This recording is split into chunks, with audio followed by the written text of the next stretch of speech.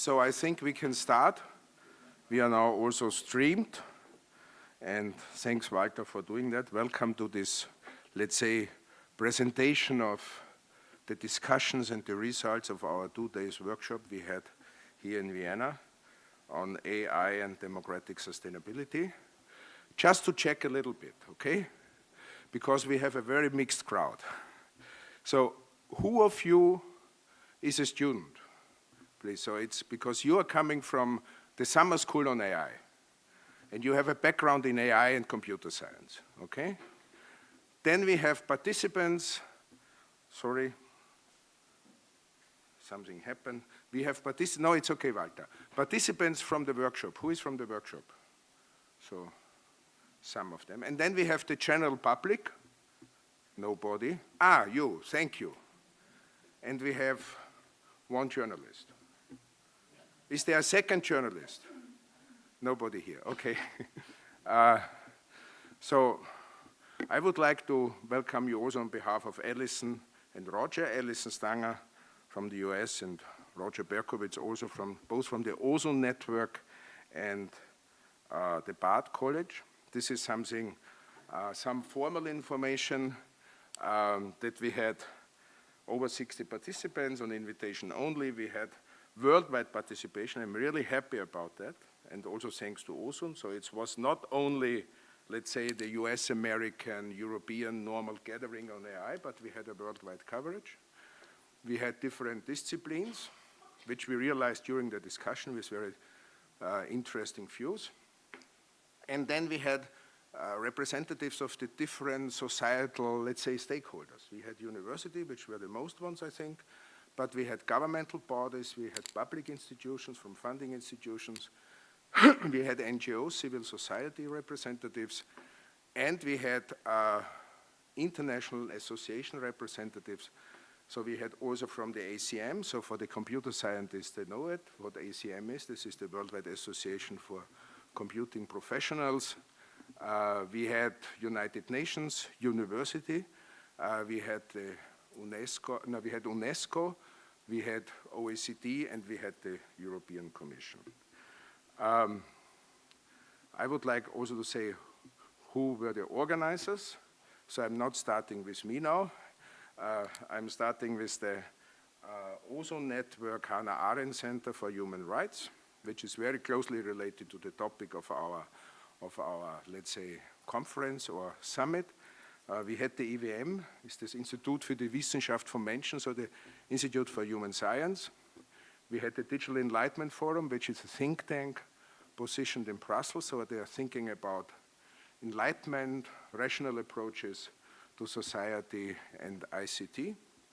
And then we had the Digital Humanism Initiative as one of the organizers of the conference, which is hosted formally here at TU Vienna. I also thank Stefan Woltran, who is somehow related to this, or it's not somehow, it's very closely related to our initiative. He's always at the back, so it's dangerous. Okay, what I will do is, no, this is first for enjoy. So enjoy. This is a picture of the participants. We missed some of them. I realized afterwards, because we made it in the coffee break. We made it very fast, and I think 1/3 did not make it. There's one lady above you see at the window. She's controlling everything. It's Eva. So she was in control of the, let's say, of the financial issues, so she had to look if everything is all right. Okay. This was, let's say, the content of the summit, and what I will do in the following, I will go through those different sessions and summarize very shortly what was discussed there.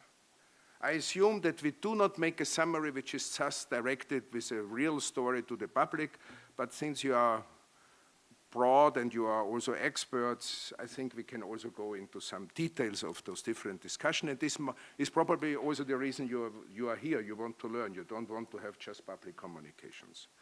So we had some interesting morning session on computer science and AI and its impact. We had the impact, the socio-political, socio-economic impact, and then we had a discussion on governments and regulation, which was somehow the core also of our discussion. I do not want to harm the others who participate, but I think this was from the political level. And then we had a very lively discussion at the end with very interesting positions. In total, we had 13 presentations, which was a lot for 1.5 days, and then we had very intense discussion. So we asked all the presenters to be short. Not all of them followed our advice. And it's very hard to interrupt somebody who is in the middle of talks, okay? So what I'm doing is I'm going to, as an introduction, some, let's say, general statement. So it was one of the learning, but this was already clear. This, let's say, AI step, or this generative AI step, is a further step in the digitalization. So it's nothing really, it has a new quality, but it's nothing really new from the step of digitalization. There are some, let's say, phenomena which are enforced by it, but in essence, it's related directly. We understand it as the simulation of human behavior, of mimicking of human behavior, and it's sometimes seeming the same, but what we learned, it's not the same, but it's questioning human intelligence. This is always coming up when we talk about AI. What is the distinction to human intelligence? And it's also questioning the human as such, especially by some positions in the AI discussion where we have been dystopia, where somebody feared the distinction of the human being, and on the other side we have this very positive perspective of saving the world somehow. There were two main concerns we were discussing at. One is this nearly automated production of fake news by these AI, machine learning AI tools, generative AI, where it's not, if it would be only true or only false, it would be easy. The problem is really, you have a gray, you have a real variable, it's a continuous variable, okay? So it's very hard to distinguish and when to make somehow the border between those. And the other issue coming up throughout the discussion, but is also well known to you, is concentration of power, and power by few companies, but not only, and these are mainly US companies, we also have similar appearance in China, and they enforcing the power in a worldwide scale. This is really also a geopolitical issue. This is what we were discussing. So what I'm going now into this short summaries, I will make it very short. You can ask questions afterward. Here we had, for those who are from computer science, we had Moshe Wadi, and we had Sifakis, who is a Turing Prize winner, and they were talking about AI, generative AI. And Moshe did an overview of the development of AI from the early beginning of mechanical calculus and Leibniz up to, let's say, generative AI. And at the end, as Moshe always is, he's very political. Let's say it's not about ethics, it's about power. And they say ethics is distracting sometimes from the real question, which is a power question, relationship between humans and institutions. The other one was then Sifakis, whom did an overview about machine learning and logic approaches, so those from computer science know that, and also from the conference.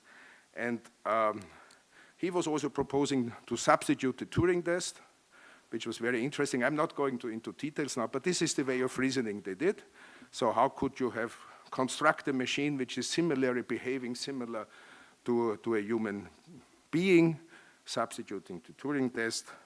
And at the end, they were really, both of them agreeing on the difference between human and machine, that the human can abstract, can build an abstract model in contrast to these machine learning tools. There's a situational awareness and there's a flexibility to react, okay? So this was somehow the introduction to this morning session, which was, then we had 1.5 hour discussion of the different positions, which became very, let's say, very political. As Moshe said, it's about politics.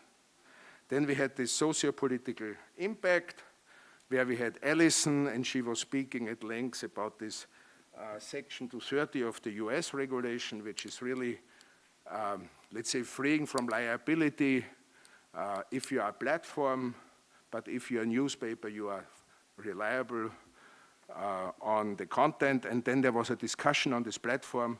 Are there only platforms, or are also curating the content? This is really the issue. Are they responsible for the content, and can you really take them to their responsibility?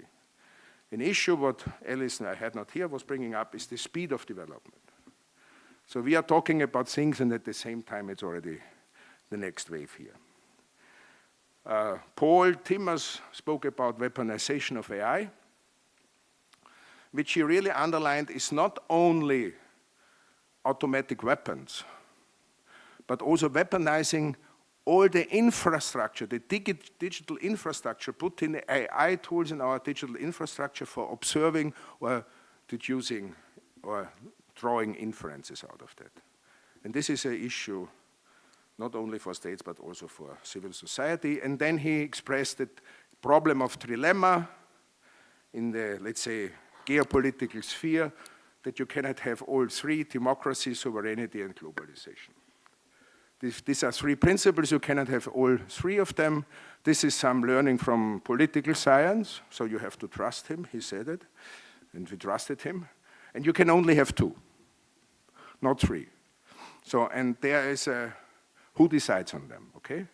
And then we had a discussion from a, I think he's a philosopher from the University of Venice, European University of Venice, who really made the distinction between, let's say, algorithmic decision-making and human decision-making. And his strong statement was, which was not supported by all participants, that you cannot substitute the one by the other, because human decision-making works differently, okay? You have more degrees of freedom, there is more, let's say, fuzziness there and things like that. So this was his statement.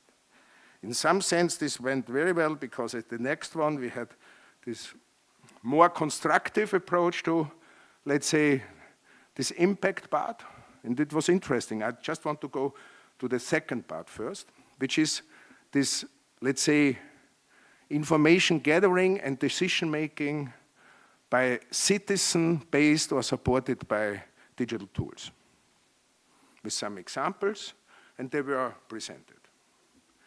And this was discussed and questioned quite long. And the third one was, I think, even for me, even more important, was going into this educational approach. Because we have to teach people how to use those tools. We should not, let's say, assign human capability to these tools, but for not doing that, you have to know what they are and what they do. Okay, so this is an approach to teaching. Enrico Nardelli, who is here, is also the president of the European Association Informatics Europe, an association of 170, I learned, informatic departments, university departments all over Europe. So he is doing a lot of work on this computer science in school, but also now AI in school. Then we had this AI regulation, global governments. And here we had three very insightful, for me, very insightful presentations in the whole coverage. I did not hear this up to now. We were starting with the OECD and the relationship of OECD with G7, G20. I did not know that the OECD is sometimes working as a secretariat for the G7, G20. And the guy explained how the principles were developed and which are the principles, and how it's important having this, let's say, multinational agreement and things like that. Then we had the European Commission, which went a step further. The European approach to the AI Act, it's based on the principle, but it's the first worldwide, right, implementing the principles by monitoring and enforcing. It's not yet done. This is now in the negotiation between the Parliament, the European Parliament, the European Commission, and the member states. And they have this risk-based approach. They say, okay, we classify application with respect to risks. And they do not classify with respect to application field like in medicine or traffic or education, but they go on the level of risk, and something, for example, is video surveillance is high risk and this should be forbidden. Then this was very interesting, the description of that. And the last one was Mark Rothenberg. He's from the Center for AI and Politics at Georgetown University. And he's maybe one of the few, or maybe the only one, having a worldwide, having a framework, a matrix to measure the implementation of AI regulation in the individual states. So I think he's the only one having that. And he can go to each state and applying this matrix with, I think, 20, 25 questions, how well AI regulation is implemented, or how aware is a society or government to that. And he's applying that. This is very important.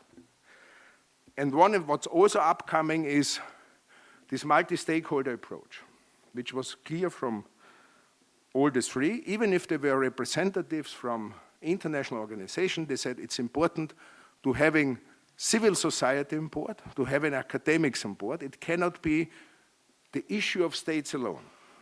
Citizens have to have a role. This was explicitly stated also by Mark Rothenberg. So public has to have a voice. Society has to have a voice, which is different, society and public.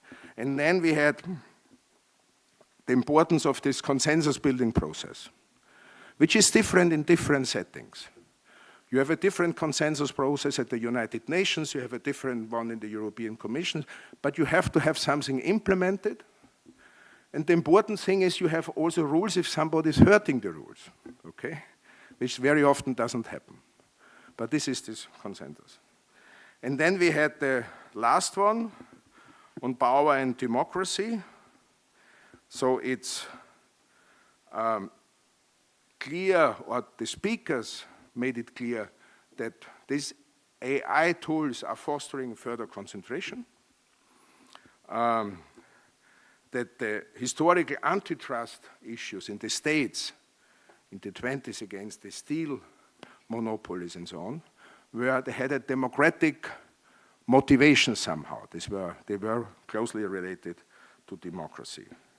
And this road to antitrust was somehow narrowed, as George Metakides said, who was chairing this session, by the deregulation in the 90s. Deregulation, very strong deregulation in the 90s, and now it's coming back due to this AI discussion. In this sense, this AI discussion has a, let's say, a positive impact on that sense, that the public, politicians, as well as civil society knows that this is a hot issue, okay?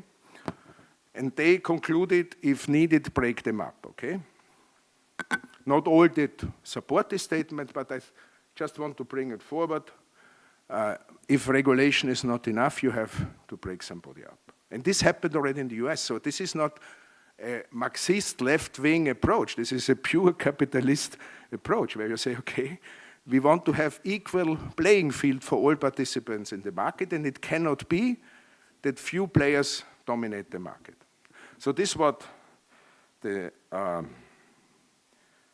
discussions and the content of the presentations.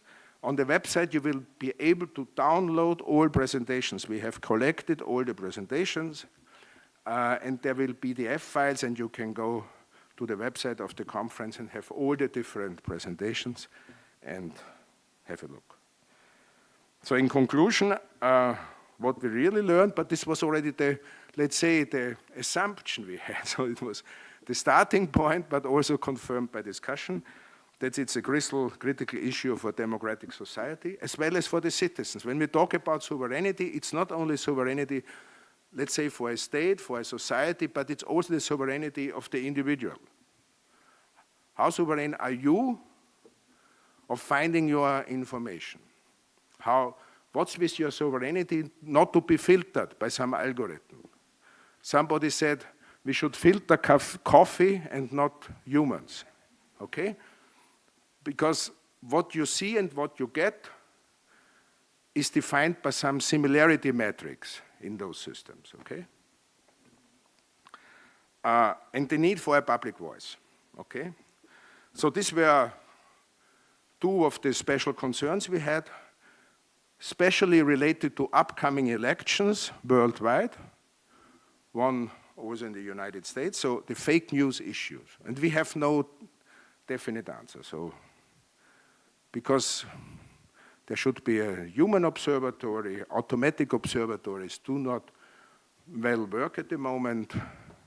And the second one is the issue of power. It's the issue of concentration. And this is the final statement. We should not only discuss, but get involved. And this was, at the end, we invite institutions, individuals to join our Digital Humanism Initiative. And this is the last slide, and I thank you for your attention, and I hope I did give some, let's say, overview, and you learn something from our 1.5-day workshop. And I am now open for questions, or if Roger and Alison want to join, if you have some more questions, maybe we can. There is a statement, but I think let's first have some questions from the audience, from the students, as well as from the profs. And maybe you want to join me, you two, so we are the organizers. Ludger, where is Ludger? Hiding. Ludger is from EVM, and he has, let's say, taken the last rows. Ludger, you can stay there. So, questions to the audience, and we will try to answer them also. We have, let's say, a political science perspective, a humanities perspective, and a more technical perspective from my side. You have one advantage. If you do not ask, you can go to the coffee directly. There's a question here. Yeah. We have a mic. So my question is with regards to this transparency of models, where we currently have like a mixed approach of models that we cannot inspect at all, models where we at least kind of know where the data is coming from, and models where the scientists behind them have taken quite a lot of care to make sure that they are somehow reproducible. Going forward, should we like regulate that the provenance for our machine learning models needs to always exist? Because for me as a scientist, that's like one of the most desirable properties to have, that we can know that what is inside the model is actually what we believe to be inside the model. It came up. Yeah, we have. I think we have two answers. I have a technical one, but Alison has a more. Maybe you want to answer first. Well, okay. Can you? Yeah, it's a great question. So you're talking about digital provenance, like watermarking and things like that, of the things that are produced by the models, or you want to know what data sets are used inside the models and where they come from? So, well, my perspective is more from the package management side of things. Mm-hmm, mm-hmm. So, basically, when I'm trying to build a compiler, and I want to make sure that it's actually the compiler that everyone else is using, then one way of doing that is to get a bit-wise reproducibility, right? And if even just one bit changes in that compiler, then the hash changes, and then I get an error that says, no, that's not the GCC you're looking for. We do not have nearly that level for most machine learning models, but I personally would say that transparency-wise, it would be good to require that data sets, random parameters, etc., are all known, so that we can produce those models bit for bit, and that we know not only know that those models are close to what we're looking for, but that they are actually the same model. Yes, I think that's really important, and it would be great if we could do that. I'm not sure it's even technically possible with large language models, because you could just see when you use ChatGPT, you can regenerate the response. It's going to say something very different. And the people who build these models can't really, well, they can explain and break it down. The best book, I think, is Stephen Wolfram's book on ChatGPT, which is very lucid. And his effort, he's the founder of Mathematica, and he gives a very lucid explanation of how ChatGPT works. But part of the magic of it is that we don't quite know how it's producing those results. And we have outputs from the model that are not desirable, it's called jailbreaking the model, and then human beings have to go in and using human feedback reinforcement learning, tweak the model so that it behaves. But these are just really band-aids on a beast. Even with the latest version, I can still make it shut me down. So we are entering this brand new realm with generative AI that's taking us places we don't really know where we're going to go. And even, there's the issue of the large language models, like the OpenAI. We don't know where the data sets are from. We have some idea. Basically everything that's available they threw in there. We know that. But there's also the problem of open source models. I was just at Stanford University 3 weeks ago, and Facebook released Llama, the Llama weights. With these models, you need a huge companies and huge compute to produce something like GPT-4. But once you've done that, and you have those billions of parameters, those can be given to someone else, which is what the Llama weights are, and they can reproduce on a laptop. There are some who will predict, they're in this room, that will be able to run the equivalent of GPT-4 from a laptop by the end of this year. When I was at Stanford 3 weeks ago, just to finish the story, there were Llama QR codes on public benches for the Llama weights.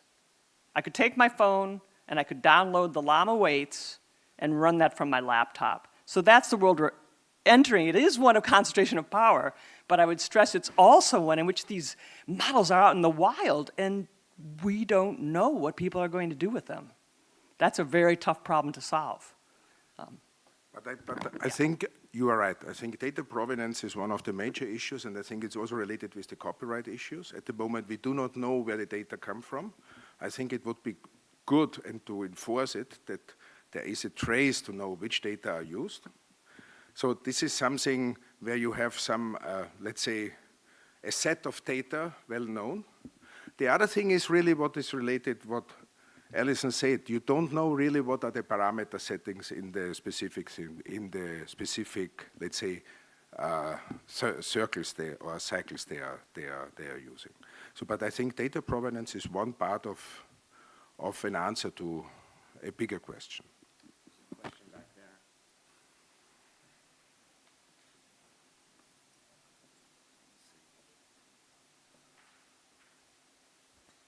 Hi.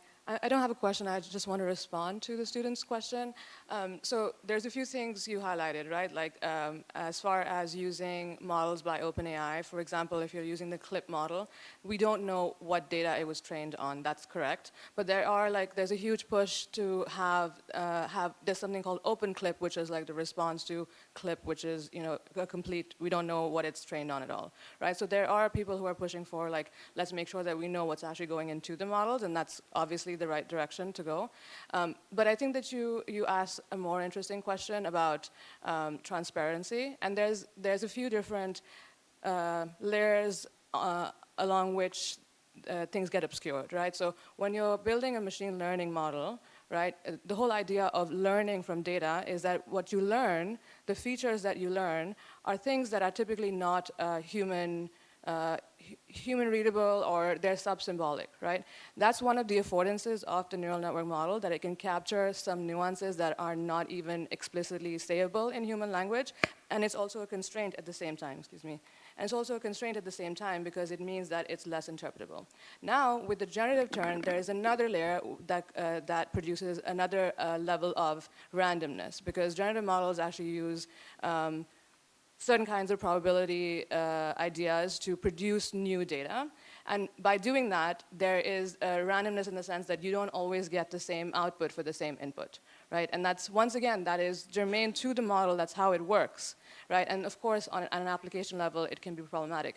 So I want to emphasize that when thinking about learning models, they're very sort of counterintuitive, right? They're not the traditional way in which we think about how thinking happens or how we reason, because they don't reason in the symbolic sort of like logical way that we do, right? And so it's important, I think, to sort of like really look inside what's happening and then locate the source of the thing that you want to maybe hold constant, right? And then sort of build up and find a solution for that. I hope that was helpful. Thank you. Yeah. Is there another question? Here, there's a question up front. I think it was important what you said, that you have this randomness on one side, on the transparency of the data you do not know, as well as in these learning cycles, where you have parameters where you have a problem of describing them on one side, and the second one is that you have a huge number of them. So these are two layers. Sorry. First, thanks very much for the summary. It was really excellent, and for us who haven't been to your 2 days, we look forward to reading the papers, and thank you for making them available. So you mentioned a lot of different entities, regional and governmental, that are more specific to states and things like that. Is this topic going to be able to be regulated at a global level, or is it just too mushy? I mean, to try to get consensus from, say, China and the US and the EU, are just going to, like, we have a convention on the law of the sea, which is complicated. We have others, Geneva Convention, and many, many others that tackle difficult subjects. But is this 1 or 2 or 3 steps beyond? I'm wondering, can we do that? And my second question is that organizations like OSCE have election observers, and so now that AI is coming to the fore, should there be something like an OSCE or a global, whether it's public or private, organization that can help countries supervise or have input to elections to make sure about the deep fakes and things like that, so if they can't stop them, at least to call them out? Thanks very much for all your hard work. So that's a great question. These are great questions. You know, I think on the first question around regulation of AI, that was a big part of what we were talking about. And I think there's 2 parts, at least there's more than 2 parts, but 2 parts that I'll answer with your question. One is global regulation, and is it possible? And, you know, on one level, I think most people believe that's what has to happen. On the other hand, right now, it's a very difficult thing to pull off. You know, this particular workshop was on democratic sustainability. And to some degree, that allowed us to exclude certain countries that aren't democracies, and allowed us to think about how to think about regulating or responding. You know, we said regulating, but also challenge the responding to, because I think one of the interesting tensions in the group, which is a really interesting tension and an important one, is to what extent this can be regulated, something moving so fast, right? In the OECD, Andrew Wyckoff presented some great principles from the OECD, which I think many people have adopted, and they're principles. But this moves so fast, it's hard for law and bureaucracies and administrations to do that. And so one of the things that really came up was the need to provide tools, educational tools, right? And digital and technical tools so that people can figure out what is the transparency models, where'd they come from, who built them, is this video made by AI, and to what extent? And so these kind of digital tools that can be provided to citizens are sort of not a regulatory matter, but it's another way of addressing how the challenge of AI outside regulation. On your other question about election observers, that's a great question. It didn't come up, but we should definitely consider it. Yeah, Hannes. This regulation is something when you have and there we had different positions, no? Which were somehow expressed also by Roger, but it's a worldwide competition, and if you go to regulation, it's something like the prisoner dilemma. If you leave out one, the others maybe have to follow. The issue is that maybe some of those you leave out, you cannot even catch. Take China, okay? So this is how can you interfere and things like that. So this was an open discussion we had.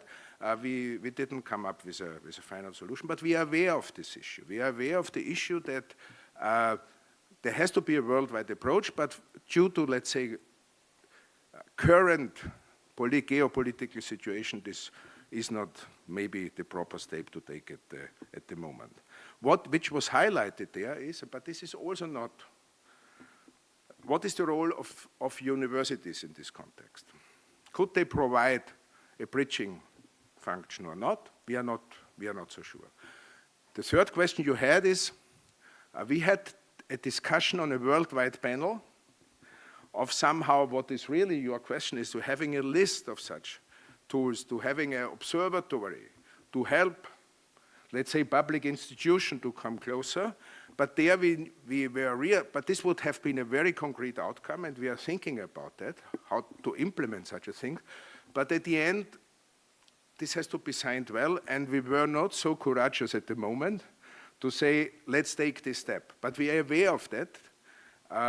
There might be something which is not only an association of nations, but where also civil society is represented, because it's also an issue of trust. So if you have civil society, NGOs and things participating in such an observatory, whatever you call it, then trust is higher. That's it. We trust ourselves. We have very often in e-commerce or somewhere we have the problem in data. We don't want to give the data to the companies, but we don't want to give to the state as well. So whom do we trust? So this is something where civil society could be a step out. And I just, since I have the microphone still, a comment about the educational component and kind of teaching, I don't know, what, AI literacy or something like that. When I was vice president of ABC Television, we did a terrible job of media literacy. And I think this problem has existed since radio and since newspapers, so it's not a new problem. But those were so finite compared to what you're talking about. But I think it's really necessary, so wish you good luck. It's worth a try. Can I just say one thing, quick thing? Yeah, no, I think, what? You're stepping on the cord. I don't want to. Don't kill it. Okay, I won't kill the cord. Sorry about that. Yeah, I think that's an excellent point, and I really think that we talk about digital literacy, but I think we need a higher level of understanding. We should be talking about digital competency, and this should be replicated all through the educational system. There was also one idea was also having, let's say, calling for university networks or helping them how to use those tools in their daily educational work. Because we see many universities developing their rules, having their standards and things like that, how they use it, whether to use it, to which extent to use it, to forbid it or whatever, having it as an official co-author or whatever. And I think it would make sense. And this is also digital humanism could provide, but we are, let's say, only an idea producer, having a worldwide network of universities discussing that issue, because it's, for every university, a similar issue. It's nothing, it's the same whether it's in Germany or Japan. You understand? So I think they should cooperate and learn from each other, and we could foster such a cooperation. Yeah, no, thanks. I think that's exactly right. And by the way, I just want to point out that the Open Society University Network, which co-sponsored this two-day conference or workshop, currently is a network of 60 universities on 6 continents. And 15 representatives on them were here, and one of the major projects of the Open Society University Network over the next few years is to develop digital competency around these issues, and in not just in Europe, the United States, but as I said, in 60 universities in like 30-something countries and 6 continents. So It is a project. We're not the only one, I promise you that, but it is an important part of what we're doing. Yeah. And I a little bit about that. Yeah, you might be interested to know that I currently co-direct a new project at Harvard University called the Getting Plurality Research Network. And just to show you how these networks are forming, because this is a grounds for optimism, the Digital Humanism Initiative is an impact partner with the Getting Plurality Research Network at Harvard. The Open Society University Network is an impact partner with the Getting Plurality Research Network. You can look it up. We've got a great website at Harvard. And, you know, we have hopefully people from Stanford joining in our network as well. So connecting all these different collections of like-minded people is a big part of the challenge. Because once you've got these networks established, in my view, you can not only share knowledge, share pedagogy, but you can also mobilize very quickly in the event of some sort of catastrophe that demands a response. So that's a hopeful thing to point out on this beautiful day. Should we read the statement and then take a final questions? Yeah, we have a very short statement. Roger will read it. I just want to add one thing to this university. I think where we are really challenged as university guys, and I'm now directing to the university, to the profs and to the students, is how will research be done in 1 or 2 years? How will you use these tools? Not only from the efficiency and productivity perspective, but also from the theoretical perspective. Because in science, we are used to build models to abstract and to understand, to have some causal or some probabilistic causal reasoning. As she pointed out very clearly at the end, there we have some probabilistic relationships about input and output, producing sometimes correct results, sometimes not. What is the theory then? So this is, I think, from a science theoretical point of view, I think this is something where we have to still think about it. So I ask Roger to read this statement. Yes, thank you, Hannes. So, oops.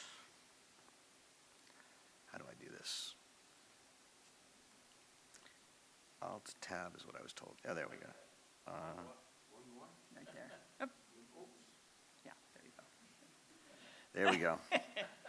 So, as Hannes said, we had 13 presentations in a day and a half, and we left the last afternoon, yesterday afternoon, for discussion. And I have to say, it was one of the most really exciting afternoons at an academic or intellectual event that I've been at recently. We had about 50 people in the room at the time, and after a couple minutes, after a lot of comments, we realized, okay, we all needed something to respond to. And Allison, Hannes, and I sat down, and in about half an hour, typed out a few paragraphs and bullet points, and then we projected that up on the screen, and then people went at that and tore it apart and said what they liked and disliked about it. By the way, there's some copies there. Most of that they tore it apart, okay? There are a couple copies available if anyone wants them on the chair right there, but we have it projected up. And so it really, this is, first of all, let me say it's provisional. We got a lot of input, and I think a lot of people have expressed a real support of a kind of general statement like this, but we haven't yet sent it out to everyone at the conference. Most of them will now be seeing it this first time, because we just had to work on it last night and this morning. So it's not yet an official statement, but I just thought I'd share it with you, and I think we thought we'd share it with you, because I think it does represent at least a significant part of what a lot of people who spent these 2 days together thinking about these issues came to believe and think. So it's a statement of the Digital Human Initiative on Generative AI and Democratic Sustainability, given yesterday, 5th of July, or today, 5th of July. So I'll just read it, and if people have questions, we can talk about them. Concern about generative artificial intelligence as an existential threat should not distract us from the immediate dangers at hand, right? This was something that people felt very strongly about. Consequential elections are coming up around the world, including the United States, South Africa, Taiwan, and the European Union. The integrity of elections and public discourse is already being challenged by social media algorithms that propel and amplify fake news to foster anger in the name of profit. Generative AI is simply the next step of the digital information and automation revolutions. The production of fake news will now be joined by AI-produced counterfeit human deepfake speeches and videos. Simulated humans will speak to the concerns of individual voters, explaining why they love one candidate or why they hate another. All of this will make it difficult for the public to determine what is real and what is AI-generated. The combination of social media, recommender algorithms, and generative AI will create a toxic mix that will further undermine the shared public world that is needed in a democracy. As generative AI turbocharges the already polarizing avalanche of misinformation, the likely result will not be the victory of one false narrative over another. The true threat AI poses to democracy is the radical loss of a common world, the multiplication of virtual and fake worlds, and the distrust of all institutions. The inability to tell fact from fiction will leave people in a state of radical doubt, isolated and afraid, seeking coherent ideological fictions to give meaning to a chaotic world.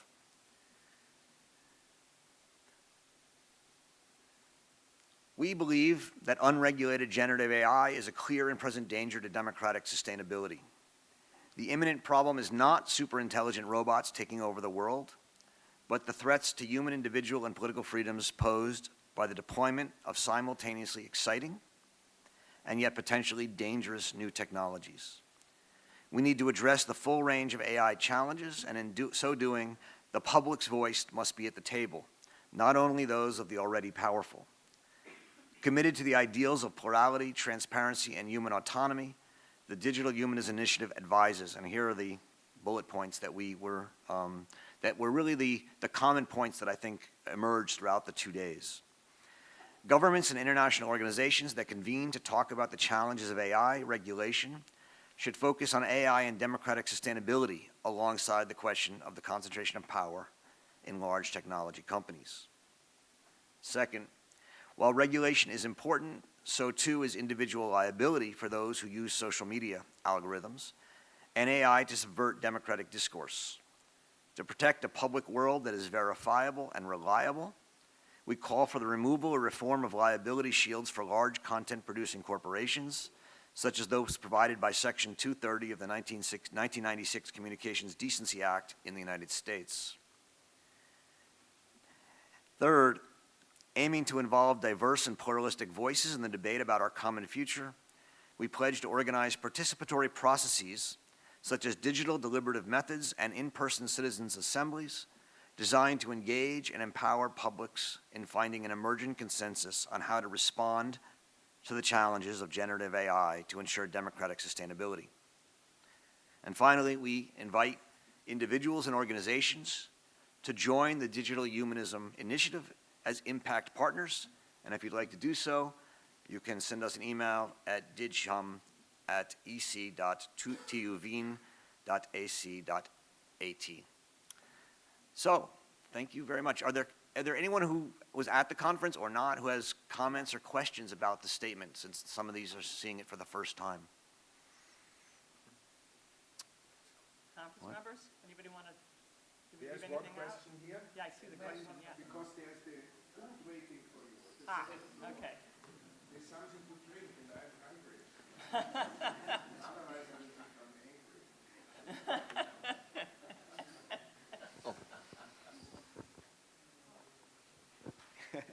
So, this is on, right? Yeah, so you correctly point out that generative AI merely accelerates a rift that has been going on in our world already, thanks to recommender systems, creating filter bubbles, etc., etc. My question here is whether, in the grand scheme of things, generative AI really is that dangerous if we were to take away the recommender systems that categorize people into into bubbles, or like, of course, for policy making, that's like an opportunity that we missed, I don't know, 10 years ago. But maybe it would be worth tackling not only generative AI in regulations, where of course we need to make sure that we know where the data comes from, etc., but also to like. Just to be clear, that's a great question. And just to be clear, the recommendation that we have around individual liability and Section 230 of, now I don't know how many of you in Europe know about Section 230, but I'll let Allison explain it. Yeah, this is just 26 words of legislation, and I was surprised that it affects countries around the world, and I was surprised that Europeans didn't know what it was. I assumed they knew, and they didn't. It basically, they didn't know. Yeah, so I probably was completely misunderstood. But anyway, this is my second chance. It provides a liability shield to Meta, to Google. It basically says that you are not publishers, you're platforms, which sounds neutral. They're not platforms. They're really corporations that are curating content using these recommender systems. So what they're putting up there is not, you know, what humans are posting in some sort of chronological order. They're mediating what you see. And so you're absolutely right, you're a very smart human, because if you remove those 26 words, I think you would kind of clear the ground, change the landscape, and potentially usher in a newer world where maybe we can build more constructive, decentralized, autonomous organizations. And just say that it's not pie in the sky. There's actually a bipartisan interest in this. Yeah, it's not pie. I'm actually working really hard to see if this can happen. And our Getting Plurality Research Network is plugged into Congress and the White House. So maybe it can become a reality. There's all sorts of legislation being proposed right now, and one of the senators, Cory Booker, was out at Stanford three weeks ago saying there's a window of opportunity that's going to close in the next 6 months that we need to take advantage of. So I'm going to try to take advantage of it. Others say he's got it wrong. It's like more like 2 months. So there goes the summer vacation, but it's for a good cause. So I think it's time to go to lunch. It's at the second floor.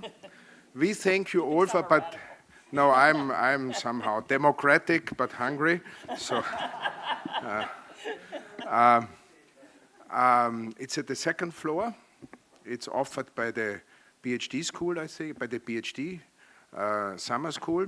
I thank you all for participating. I thank those who have participated at the workshop, and I especially thank you too for supporting.